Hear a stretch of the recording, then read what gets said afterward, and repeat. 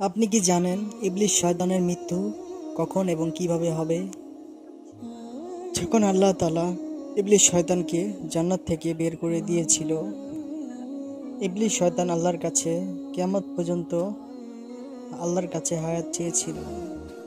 যখন আদম আলাইহিস সালাম মৃত্যুর পর আল্লাহ তাআলাকে জিজ্ঞেস করছেন, হে আল্লাহ, আমার দুশমন ইবলিস শয়তান আমার মৃত্যুর পর সে অনেক খুশি হবে এবং আমি মারা যাব, তখন সে কিয়ামত পর্যন্ত জীবিত থাকবে। তখন মালাকুল মাউত আদম আলাইহিস সালামকে বললেন, আপনার মৃত্যুর পর আপনি জান্নাতে থাকবেন। অতঃপর ইবলিস শয়তান সে কিয়ামত পর্যন্ত দুনিয়াতে বা পৃথিবীতে থাকবে।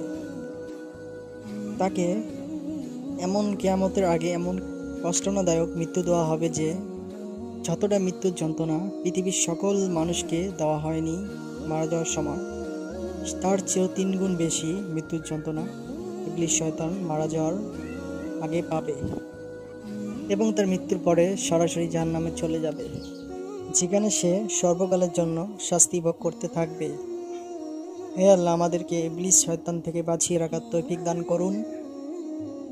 অবশ্যই কমেন্টে আমিন লিখবেন। আমাদের আলোর পর চ্যানেলটি সাবস্ক্রাইব করবেন এবং আমাদের সঙ্গে থাকবেন ইসলামিক ভিডিও নতুন নতুন পেতে।